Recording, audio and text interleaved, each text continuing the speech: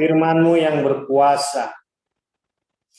Firman-Mu adalah kekuatan kami. Dalam firman-Mu ada kuasa yang sangat besar. Oleh sebab itulah Tuhan, kami rindu setiap saat, setiap hari membaca dan merenungkan firman-Mu. Supaya kami kokoh dan teguh di dalam hari-hari kami. Kami mau berkata, kami mau berkomitmen, kami tidak bisa jalan sendiri. Kami membutuhkan Tuhan Yesus dalam hidup kami, dalam keluarga kami, dalam rumah tangga kami, dalam diri anak-anak kami, dalam pekerjaan usaha kami. Kami tidak bisa jalan sendiri. Kami membutuhkan Engkau Tuhan Yesus. Dan berkatilah seluruh jemaat GPI yang hadir ibadah saat ini. Penuhi kami dengan Roh-Mu, supaya kami mengerti, kami belajar bersama-sama firman Tuhan. Dalam nama Tuhan Yesus kami berdoa. Amin. Ya, puji Tuhan. Salam saudara-saudaraku yang terkasih dalam Tuhan Yesus Kristus. Inilah kehidupan. Ada yang bersuka cita ulang tahun, ada yang sakit. Inilah kehidupan. Dalam situasi yang sulit begini, ya saya sebut bahwa kita keluarga GPI juga kena guncangan dunia yang saat ini. Beberapa di antara kita ada yang kena COVID, ya kan? Ada yang sekarang demam berdarah. Pastor senior gembala sidang kita juga sedang terbaring lemah. Tetapi seperti seruan-seruan kita, saudara-saudara, di dalam kondisi inilah kita semakin dekat dengan Tuhan. Dan saya kira kita bisa mengalami, saya, Pak Endo, kita bisa semakin merasakan kehadiran Tuhan. Justru kadang-kala begitu, kalau hidup itu begitu natural, tidak ada apa-apa, ya biasa-biasa. Tangisan itu enggak terlalu bergetar.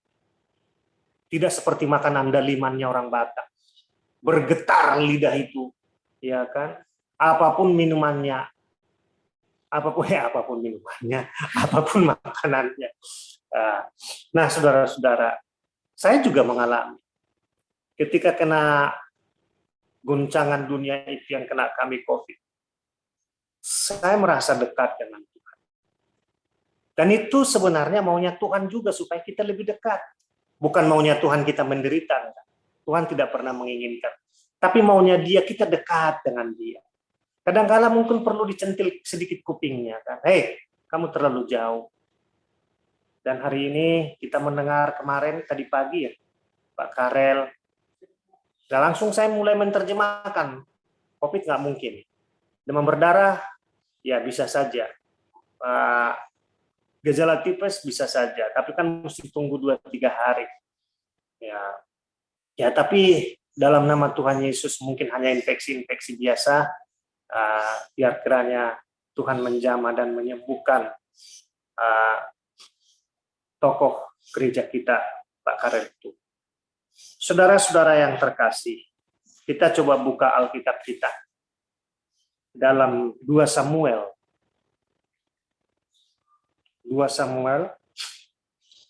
pasal yang ke-23, mulai dari ayat yang ke-8. 2 Samuel 23 ayat yang ke-8. Saya akan bacakan. Di situ dibuat judul pahlawan-pahlawan Daud.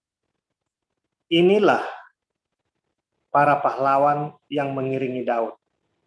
Isibaal, orang Hakmoni. Kita lanjutkan. Kepala Triwira, ia mengayunkan tombaknya melawan 800 orang yang tertikam mati dalam satu pertempuran. Dan sesudah dia, ini yang kedua ya, Eliasar anak Dodo, anak seorang Ahohi, dia termasuk ketiga pahlawan itu. Dia ada bersama-sama Daud ketika mereka mengolok-olok orang Filistin yang telah berkumpul di sana untuk berperang. Padahal orang-orang Israel telah mengundurkan diri. Tetapi ia bangkit dan membunuh demikian banyak orang Filistin sampai tangannya lesu dan tinggal melekat pada pedangnya. Tuhan memberikan pada hari itu kemenangan yang besar. Rakyat datang kembali mengikuti dia hanya untuk merampas. Sesudah dia Sama, ini yang ketiga namanya Sama. Ini pahlawan yang ketiga. Sama anak Age. Ini Pak Age, berarti harusnya nama anaknya Pak Age itu Sama. Nanti kalau ada laki-laki lagi Sama. Ya toh. Sama anak Pak Age, anak Pak Age. Sama anak Age. Sama anak Age, orang Harari. Ketika orang Filistin berkumpul di Lehi, di sana ada sebidang tanah, ladang penuh kacang merah, dan tentara telah melarikan diri dari hadapan orang Filistin. Maka berdirilah ia di tengah-tengah ladang itu, ia dapat mempertahankannya dan memukul kalah orang Filistin. Demikianlah diberikan Tuhan kemenangan besar. Sampai di situ saja. Saudara-saudara, ada 3 tokoh besar yang menjadi orang kepercayaan, panglima-panglima. Sebenarnya ada beberapa panglima kalau kita belajar Alkitab, tetapi dalam Nats ini ada panglima yang besar, yang bertempur, penentu kemenangan, berani mati. Nah, ini yang kita pelajari. Karakter mereka ini yang perlu kita pelajari, saudara-saudara. Saya sebenarnya ingin membuat tema karakter pemenang dalam situasi yang sulit. Ya, karakter pemenang. Karena begini, saudara-saudara. Secara ilmu pengetahuan umum, ya sebutlah psikologi, orang itu kalau dalam situasi yang sulit, orang dalam situasi terdesak, posisi mereka ini kan dalam perang ini kan semua serba terdesak. Sebenarnya sangat sulit muncul sebuah karakter pemenang seperti ini. Dan yang ketiga tadi itu anaknya Pak Age, hanya dia yang bertahan, prajurit-prajurit yang lain kabur untuk menjaga kebun itu. Nah, itu salah satu contoh. Justru dalam situasi yang sulit, bisa saja lebih condong muncul karakter asli. Karakter asli biasanya muncul. Ketika berada dalam situasi yang sulit, karakter asli yang biasanya panik dan bisa jatuh di dalam dosa. Itu biasanya. Nah, tapi kita mau coba menembus, memahami, ternyata ada tokoh dalam situasi yang sulit bisa menjadi pemenang. Ya, dan bisa menjadi inspirasi, sumber inspirasi bagi kita. Sekarang ini loh, kenapa saya sebut situasi-situasi yang masa sulit? Ini sulit sekali. Ekonomi kemarin berita dari Batam, merupakan daerah industri pabrik di Batam sana. Sudah bertumpuk-tumpuk orang di pelabuhan karena di sana akan ada banyak pegawai-pegawai pabrik. Sudah mulai meninggalkan Batam karena banyak di PHK. Kalau hari ini saudara-saudara yang bekerja di kantoran, sungguh luar biasa, puji Tuhan dalam nama Tuhan Yesus. Kalian sangat-sangat bersyukur. Ya, kami sebenarnya terasa terimbas juga para pedagang. Tapi setiap pagi, setiap malam dalam nama Tuhan Yesus terus berteriak, meminta tolong, memohon doa, Tuhan jamah setiap pekerjaan kami. Pulihkan negeri ini, pulihkan bangsa ini.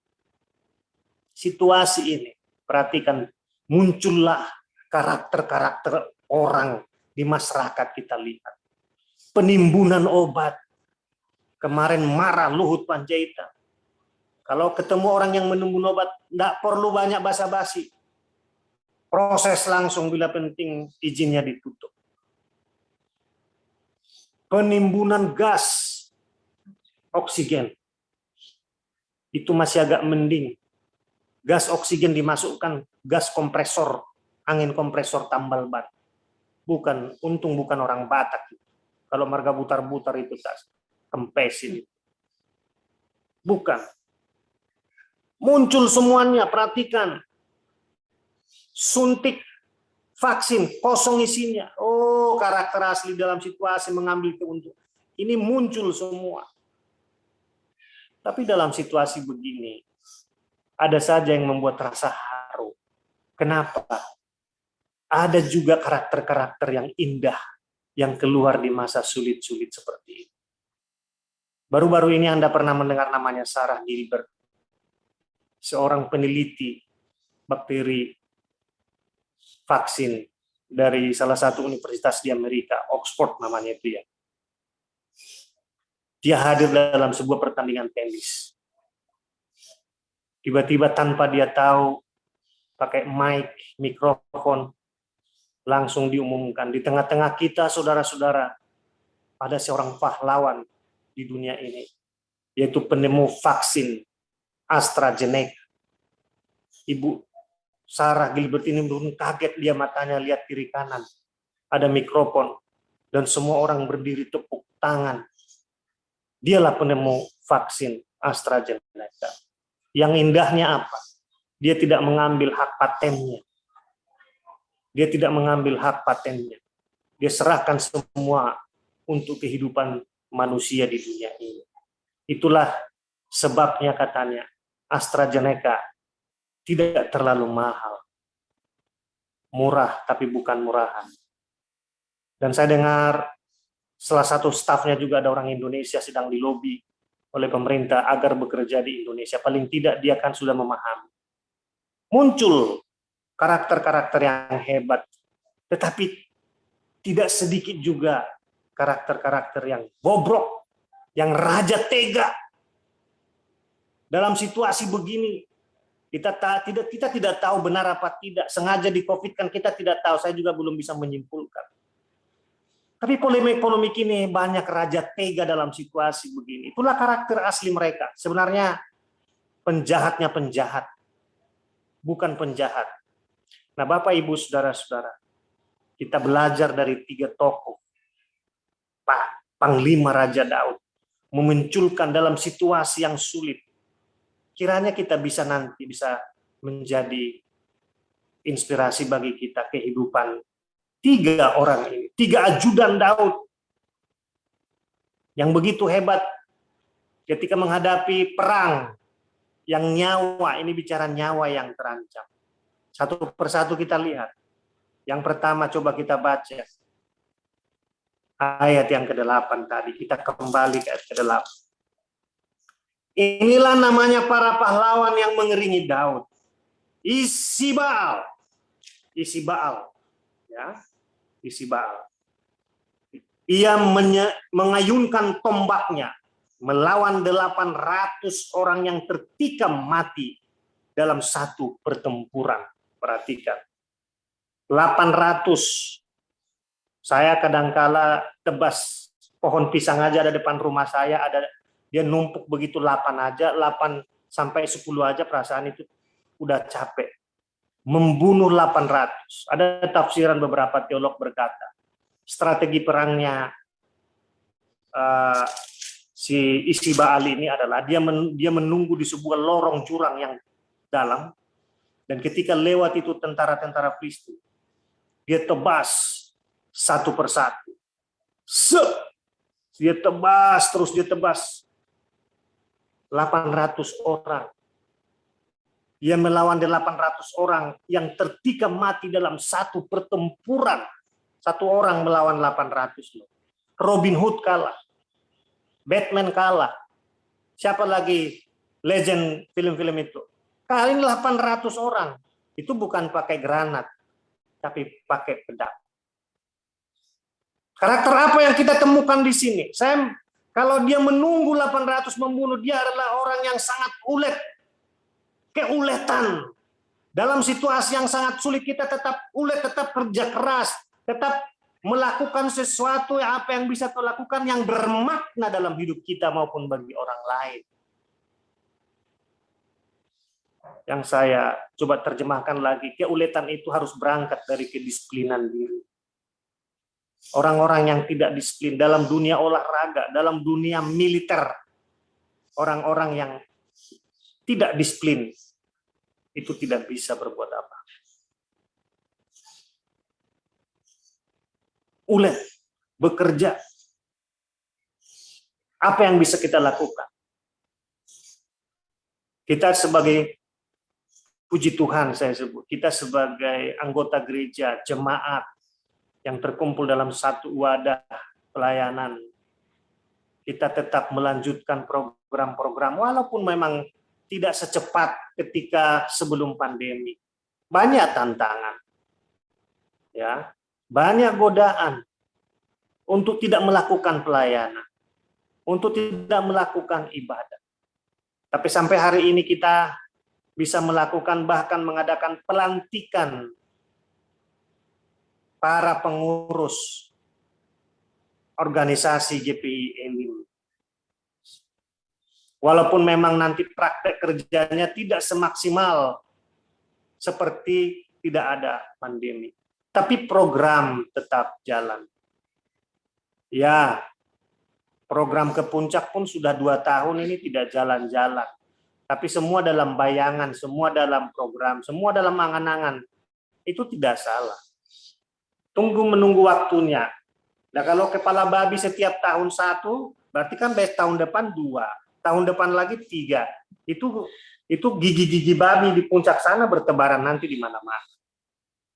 Ya, ya, tapi kalau kepalanya udah semakin banyak, kebesaran kita ganti sama kaki sama tumitnya supaya sedikit lebih kecil. Tapi ulet itu saya kira dalam dunia kerja, dalam dunia motivasi kerja juga secara umum keuletan itu harus menyatu dalam diri seseorang. Tidak ada, saya pernah waktu pulang kampung, ada saya lihat anak muda, sudah punya anak tapi masih muda. Dia bawa kelapa sawit hasil kebunnya, tapi cuma 1 doang. 1 tandan besar begini. Loh, saya tanya dengan polosnya waktu saya pulang kampung. Cuman itu kelapa sawitnya. Ya kan, simple jawabannya, tapi saya berpikir sejenak waktu itu, sampai sekarang masih ingat. Dia bilang, iya tulang, 1, tapi biar tulang tahu, tidak ada 1000 tanpa dimulai dengan 1, dia bilang. Ternyata kelapa sawitnya udah numpuk di ujung sana, samping rumahnya, dia lewat dari depan rumah saya. Di ujung sana, dia sudah ada mungkin itu sekitar 500 tandan begini. Hampir 1 truk itu yang besar-besar. Harus dimulai dari keuletan, itu penting. Dalam dunia sekuler pun itu, dalam dunia kehidupan sehari-hari pun, dalam mencari nafkah, keuletan itu sangat penting. Dan ini yang dikerjakan oleh ajudan yang pertama ini. Dalam situasi yang sulit, dia tetap lakukan sesuatu, dia tetap melaksanakan tugasnya, dan berhasil 800 orang bisa walaupun saya kira begini, kita bicara 800, analoginya aja, kita pukul saja, kita tebas saja, saya disebut tadi pohon pisang, 15 itu sudah. Ini kan bukan tanpa perlawanan. Tidak mungkin dia hanya ini perut saya tusuk, nggak mungkin kan. Namanya perang harus ada perlawanan, sekalipun terjepit di dalam lorong, minimal itu ada perlawanan. Mungkin membutuhkan waktu itu mungkin 5-10 menit untuk 1 orang. Tapi terus dikerjakan. Dia memiliki prinsip yang hebat. Saya harus melaksanakan tugas saya sebagai, mungkin prajuritnya yang lain udah lari. Karena ada disebut kalau tafsiran kita, dia tinggal 1 orang kok. Teman-temannya tidak. Ulet dia, rajin dia. Dan tidak ada orang yang berhasil tanpa kerajinan, kecuali beli togel, saudara-saudara. Ya kan, beli togel. Tapi kalau orang yang rajin, orang yang tetap melakukan sesuatu pekerjaan yang bermakna, pasti diberkati dan berhasil. Itu sudah hukum alam juga, hukumnya begitu. Apalagi, dan itu merupakan sebuah karakter yang hebat dari seorang ajudan Raja Daud. Yang kedua, siapa dia? Ayat 9 sampai 10. Dan sesudah dia, Eleazar, anak Dodo, anak seorang Ahohi. Ia termasuk ketiga pahlawan itu. Ia ada bersama-sama Daud. Ketika mereka mengolok-olok orang Filistin yang telah berkumpul di sana untuk berperang. Padahal orang-orang Israel telah mengundurkan diri. Perhatikan. Orang-orang Israel sudah banyak mengundurkan diri. Pasukan-pasukan banyak kabur. Tetapi ia bangkit dan membunuh demikian banyak orang Filistin sampai tangannya lesu dan tinggal melekat pada pedang. Ini kalau saudara kita pelajari, paham pelan-pelan nats Alkitab ini, hebat ini Panglima 3 orang. Tidak ada sampai sekarang pun. Kalau pasukannya udah lari, pasti dia kabur juga. Terbirit-birit, nggak ada. Memang orang Israel. Memang hebat ya. Luar biasa. Saya teringat dulu ketika Mesak, Sadrak, Abednego, waktu mereka ditahan di pembuangan oleh kaisar, oleh raja disebut, yang cerdas-cerdas kumpulkan bangsa Israel, tapi yang bodoh-bodoh suruh sebelah kiri saja. Yang cerdas-cerdas bawa ke istana. Kita akan latih dia bahasa kita. Kita akan latih di mereka strategi perang, perekonomian. Itu hebatnya penjajah Israel pada zaman itu. Kenapa? Mereka sendiri mengakui kecerdasan orang-orang Israel. Keberaniannya orang Israel. Semua sudah pergi, tapi yang namanya Elias, dia katakan dia membunuh begitu banyak musuhnya, hingga perhatikan, hingga pedang itu hanya lengket, mungkin sudah kebas, lengket begitu berdarah, mungkin dia sudah capek menyelesaikan tugas. Apa yang kita pelajari? Karakter apa yang kita pelajari? Dia kelelahan, tapi tetap kerja. Dia berusaha melakukan tantangan dari dalam diri. Capek. Ini dia. Tantangan. Tapi karena tujuan yang begitu mulia di depan, saya harus menang. Rasa capek. Tantangan dari dalam dirinya. Dia mulai lepaskan. Dan muncul kekuatan baru. Dalam hidup ini, tantangan itu bukan hanya kadang dari seperti pandemi, seperti apa. Tapi untuk mengalahkan ini juga, mengalahkan pekerjaan adalah kadang-kala orang down. Ya toh, Pak Endo bilang sama saya waktu itu, harus tetap semangat walaupun kena corona kucing kurap itu. Jadi harus tetap semangat ya. Saya kalau sebut corona ini memang iblis rajanya, iblis ini merusak manusia ini. Karena begitu banyak juga anak-anak Tuhan yang dipanggil, yang harus meninggal.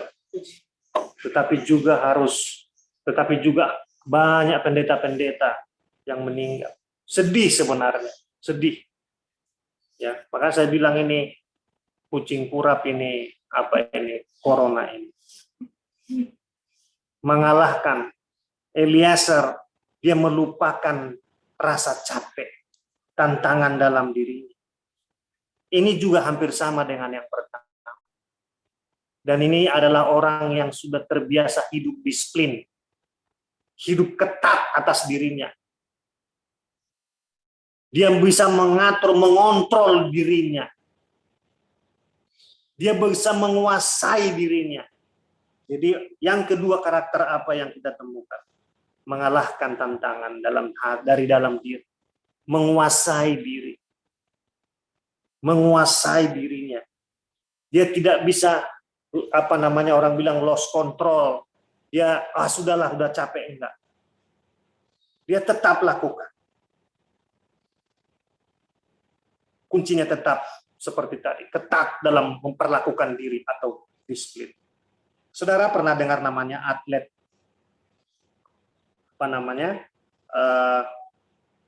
pelari dari Tanzania.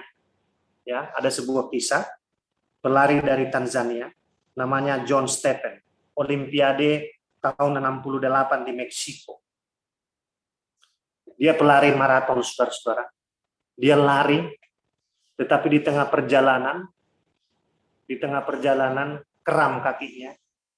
Dia mulai oyong, saudara-saudara. Dia mulai oyong. Ditabrak dari belakang dia jatuh, hampir lepas persendiannya, tangannya. Dia nyaris tidak bisa.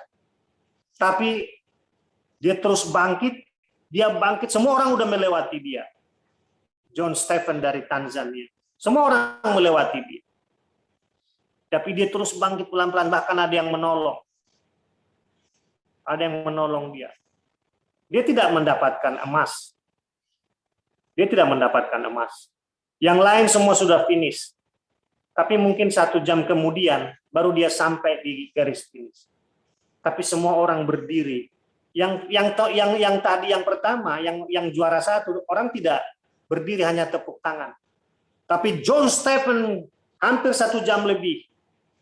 Dia sampai finish dengan tertati-tati.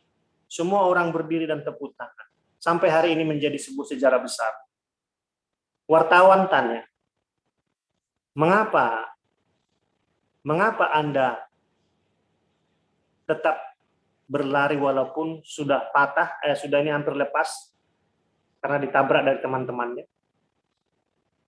Dia bilang jawabannya, negara saya, masyarakat saya mengirim saya ke Meksiko yang jauhnya 5.000 mil lebih. Bukan untuk menyerah, tapi mereka mengirim saya untuk sampai di finish. Nah, ini sebuah kehebatan, mengontrol diri, kedisiplinan, dan mengalahkan tantangan dari dalam dirinya. Seharusnya dia sebenarnya sudah sakit, tapi dia merasa saya harus bisa. Dia ada sebuah raksasa dari dirinya, yaitu kata-kata tadi. Masyarakat Tanzania jutaan mengirim saya, harus sampai ke finish. Maka rasa sakit tantangan itu tak dihiraukan. Dia terus melangkah. Sama halnya para atlet-atlet yang lain.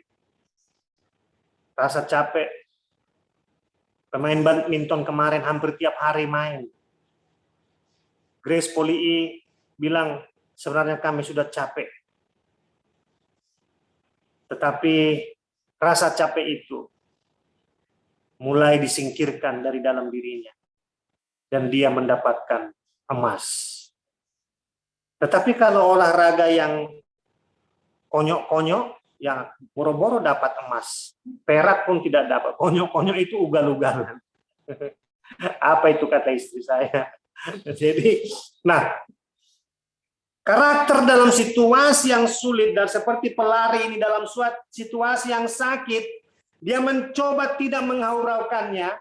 Tantangan dalam dirinya, situasi yang sulit seolah-olah tidak dilihat dan kita maju terus melangkah, itulah karakter pemenang.